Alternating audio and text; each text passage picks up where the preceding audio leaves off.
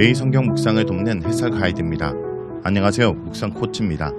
함께 읽고 나눌 말씀은 열왕기상 1장 1절에서 10절까지 말씀입니다. 열왕기상 1장에서 2장은 사무엘상에서 시작된 왕위 계승사의 마지막 부분으로 어떻게 솔로몬이 아도니아 대신에 왕이 되었는지를 말해주고 있습니다. 다윗 왕이 나이가 들어 쇠약해졌고 그 틈을 타서 아들들은 다윗의 왕권을 물려받기 위해 바쁜 행보를 하게 되며 대표적인 인물이 아도니아와 솔로몬입니다. 아도니아는 요압과 공모하여 왕위에 오를 계획을 세웁니다. 그는 자신을 지지할 만한 인물들을 모두 모아 잔치를 열어 왕이 되기 위한 준비를 진행했습니다. 1절에서 4절을 보겠습니다.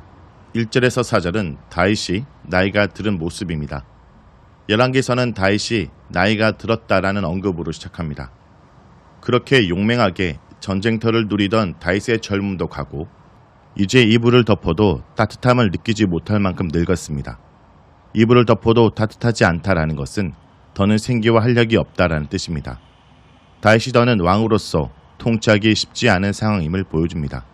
이런 상황에서 다윗의 충성스러운 신하들은 다윗에게 활력과 온기를 찾아주려고 젊은 처녀를 신유로 들어서 시종을 들게 하여 왕의 품을 따뜻하게 하는 것이 어떻겠냐고 제안합니다.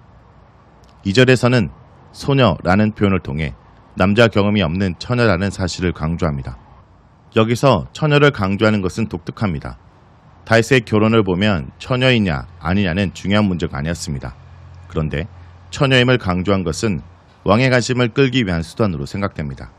신하들은 온 이스라엘을 뒤져 아름다운 소녀를 찾아냈고 마침내 수넴에서 아비삭이라는 소녀를 찾아 왕에게 데려옵니다.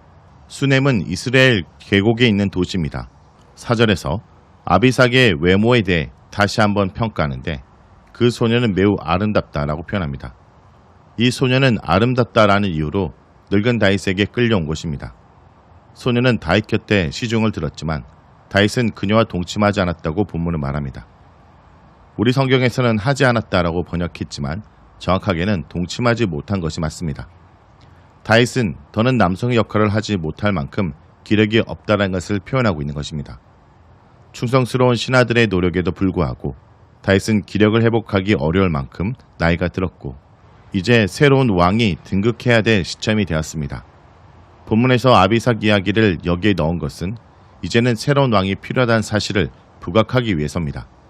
하지만 이렇게 인위적으로 건강을 증진하려는 모습은 삶과 죽음의 모든 문제를 하나님께 맡기고 전쟁터를 누볐던 모습과는 분명히 대조를 이룹니다. 우리는 여기서 또 하나의 관점에서 아비삭의 이야기를 읽을 수 있습니다. 그것은 어린 처녀 아비삭의 관점에서 보는 것입니다. 늙어서 기운이 없는 왕을 위해 결혼도 하지 않은 처녀를 데려다가 왕의 시종을 들게 하고 왕의 품에 안기게 하겠다는 발상은 여자를 난로나 성적 대상 정도로 생각하는 발상입니다. 이런 계획을 낸 사람들은 철저히 다윗의 입장에서만 생각하였지 그 대상인 처녀의 입장은 조금도 생각하지 않은 것입니다. 아비삭은 단지 이쁘다는 이유로 다윗에게 끌려와 다윗의 정식 아내나 첩도 아닌 상태로 시종을 들어야 했습니다. 3절에서 온 이스라엘 뒤져서 아름다운 처녀를 찾는 모습은 에스더서에서 페르시아 신하들이 왕후를 새로 뽑기 위해 각지에서 아름다운 처녀들을 수상궁으로 모으는 장면과 유사합니다. 이렇게 젊은 처녀들이 왕의 욕망이나 건강을 위해 이용당하는 것은 당시가 가부장적 사이였던 것을 반영하더라도 긍정적으로 해석하기는 어렵습니다. 바세바 강간 사건 이후 군전 여자들은 제대로 존중을 받지 못하였고 암논에게 강간당한 다말이나 압살롬에게 강간당한 10명의 첩처럼 이렇게 범해지고 버려지는 비극적인 삶을 살았습니다. 현재 늙은 다윗을 위해 소모품처럼 취급받고 있는 아비삭의 모습을 통해 여전히 다윗 궁전은 약자인 여자들이 살기에는 좋지 않은 상태인 것을 알려줍니다. 이렇게 강자는 노리고 약자는 희생당하는 것이 당연한 것처럼 여겨지는 다윗 궁전의 모습은 여자의 목소리도 귀를 기울이고 존중했던 다윗의 젊은 시절의 모습과 대조를 이루며 다윗 왕조의 마지막을 부정적으로 그리고 있습니다. 다음은 5절에서 10절입니다. 5절에서 10절은 왕이 되기 위한 준비를 하는 아도니아의 모습입니다. 다윗의 기운이 새해간다는 사실을 알게 된 핫기스의 아들 아도니아가 왕이 되려고 시도합니다. 아도니아는 다윗의 넷째 아들로 첫째인 암논의 다말을 강간하여 압살롬에게 죽임을 당했고, 셋째인 압살롬은 반란을 일으켜서 요압에게 죽임을 당합니다. 둘째인 아비갈의 아들 길답에 대해서는 사무엘서에서 언급되지 않은 것으로 보아 일찍 죽은 것으로 생각됩니다. 그러므로 넷째인 아도니아가 다윗의 아들 중에서 가장 나이가 많기에 장자로서 왕위를 계승하겠다 나서는 것은 자연스러운 일이었습니다. 다윗이 늙어 기운이 없는 상황이 되자 아도니아가 스스로 일어나서 왕이 되려고 합니다. 여기서 스스로 높이다 라는 표현은 왕인 다윗의 허락 없이 왕이 되려고 한다는 의미입니다. 아도니아가 내가 반드시 왕이 될 것이다 라고 말하며 왕권에 대한 강한 열망을 드러내고 준비를 합니다. 병거와 기병과 호위병 50명으로 친위대를 구성하여 가장 뛰어난 왕자로서 왕의 위엄을 보여줍니다. 이것은 사무엘하 15장 1절에서 다윗에게 반란을 일으키기 전에 압살롬의 모습과 동일합니다. 6절에서 본문은 아도니아에 대한 설명을 하는데, 여기서 아도니아는 매우 잘생긴 외모를 가지고 있습니다. 잘생긴 외모는 압살롬처럼 왕자로서의 품위를 보여주지만 반역자 압살롬을 연상시키기에 긍정적으로만 평가하기 어렵습니다. 다윗은 아도니아를 기리면서 한 번도 야단치지 않았다 말합니다. 암논과 압살롬의 경우와 연결해서 보면 다윗은 자식들이 잘못해도 제대로 훈육하지 않았다는 것으로 볼 수 있습니다. 다윗 자신은 하나님 앞에서 제대로 살려고 노력했지만 자식들이 하나님 앞에서 올바로 살도록 교육하는 일에는 소홀했던 것입니다. 그 결과 아도니아는 다윗이 죽기도 전에 왕이 되려고 신하들을 모으는 매우 무례하고 아버지를 업신여기는 행동을 하고 있습니다. 그는 다윗의 가장 중요한 신하인 군대장관 요압과 제사장 아비아달을 자기 편으로 만듭니다. 이들은 다윗 정권의 실세로서 다윗과 생사고락을 같이 했던 사람들입니다. 하지만 이들도 다윗이 늙고 힘이 없어지자 새로운 권력에게로 눈을 돌리고 아도니아를 새 왕으로 섬기며 자신들의 권력을 이어가려고 한 것입니다. 하지만 다윗의 신하들이 다 그런 것은 아니고 이에 반대하는 인물도 있었습니다. 제사장 사독과 군대장관인 요이아다의 아들 분하냐와 선지자 나단, 다윗의 용사들과 시므이와 레이는 아도니아 편에 서지 않았습니다. 여기서 이 다윗의 용사들은 사무엘하 23장 8절에서 29절에 자세히 설명되어 있습니다. 10절에서 아도니아가 자신의 잔치에 이들과 함께 솔로몬을 초청하지 않은 것을 보면 이들은 솔로몬을 지지하는 세력인 것으로 보입니다. 아도니아는 자신의 세력을 결집하고 세력을 가시하기 위해 에르로르겔의 근방 소헬렛 바위 곁에서 소와 양을 잡아 거창하게 잔치를 벌이고 모든 왕자들과 왕의 신하들인 모든 유다 사람을 초청합니다. 왕의 즉위식은 아니고 왕권을 잡기 위한 전초 작업으로 자신의 세를 가시하고 지지를 호소하며 미래 왕으로서의 권위와 힘을 보여주는 자리였습니다. 대부분의 사람들을 초대한 자리에 솔로몬과 나단과 분하냐와 용사들을 초청하지 않았다고 본문에 설명하는데, 이미 이들도 솔로몬을 중심으로 세력을 형성하고 있었음을 암시적으로 보여줍니다. 이미 다윗 왕궁에서는 아도니아의 세력과 솔로몬 세력이 나뉘어 견제하며 암투를 벌이고 있었던 것 같습니다. 왕권을 잡기 위해 세력을 구축하는 아도니아의 모습은 이스라엘 왕은 하나님이 선택하신다는 하나님 주권을 인정하지 않는 태도입니다. 왕이 되고 싶으면 먼저 하나님께 물어봐야 했습니다. 첫 왕 사울도 하나님께서 선택하셨고 다윗도 하나님께서 선택하셨습니다. 그런데 아도니아는 하나님께 묻지 않고 고대 근동 관습대로 장자인 자신이 왕이 되어야 된다고 생각한 것입니다. 이는 하나님을 이스라엘 왕으로 섬기는 모습이 아닙니다. 이스라엘 왕은 하나님을 섬기며 하나님 백성을 하나님의 뜻대로 잘 다스리는 존재라는 기본 사상을 망각한 행동입니다. 자, 여기까지가 열왕기상 1장 1절에서 10절까지 말씀입니다. 오늘 말씀을 통해 우리는 무엇을 묵상하고 적용해야 할까요? 인간이 아닌 하나님만이 우리의 왕이 되신다는 사실을 잊어서는 안 됩니다. 이스라엘의 왕의 자리는 쟁취할 대상이 아니라 선물로 받은 자리입니다. 그것은 야망의 대상이 아니라 소명의 대상입니다. 진정한 한 분 왕, 하나님의 낙점으로 되는 자리일 뿐 스스로 높여서 차지할 수 있는 자리가 아닙니다. 하나님의 부르심 없이 차지한 자리가 그 사람과 그 사람의 나라를 멸망으로 이끈 것입니다. 아도니아는 스스로 높였고 왕이 되어도 좋은 조건만 고려했습니다. 하지만 이스라엘 왕을 왕되게 하는 가장 중요한 조건에 대해 그는 충분히 자문하지 않았습니다. 그것이 그의 삶의 비극의 시작이었습니다. 성도 여러분, 오늘 본문을 통해 다윗 왕도 세아지는 것을 통해 지금까지 이스라엘을 지켜왔던 것은 다윗 왕의 능력이 아니라 다윗이 의지했던 하나님이었던 것입니다. 성도 여러분, 우리 삶을 지금까지 유지했던 것도 나의 능력이 아니라 바로 왕이신 하나님이 내 삶을 다스려 주셨기 때문입니다. 오늘도 우리의 왕이신 하나님을 온전히 의지하며 왕으로 섬기는 주의 백성들이 되길 간절히 기도드립니다.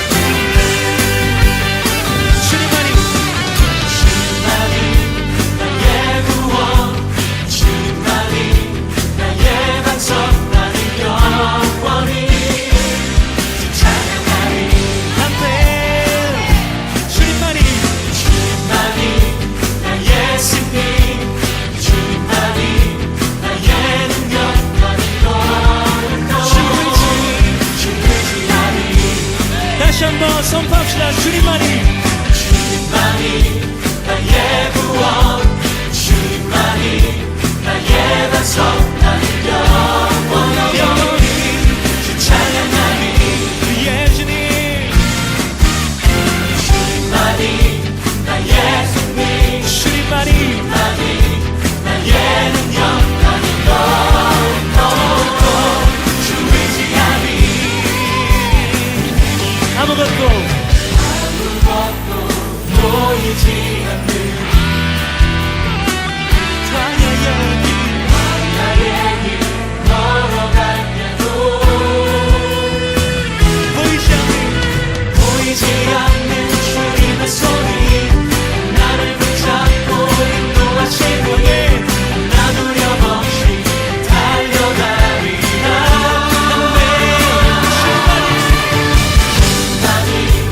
나의 구원, 나의 반석, 나는 영원히 찬양하리. 주님만이 나의 승리, 주님만이 나의 능력, 나는 영원히 주 의지하리. 할렐루야. 내 모습에 절망할 때도 원수가 날 조롱할 때도 나를 향하신 주님의 사랑, 끝까지 나를 사랑하시니 나 기쁨으로 선포하리라.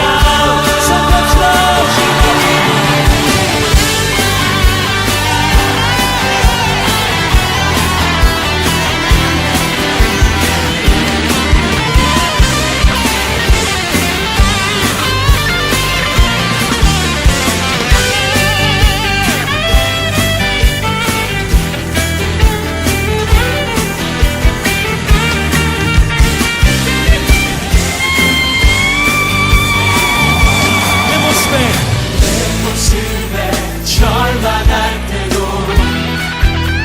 원수가 나를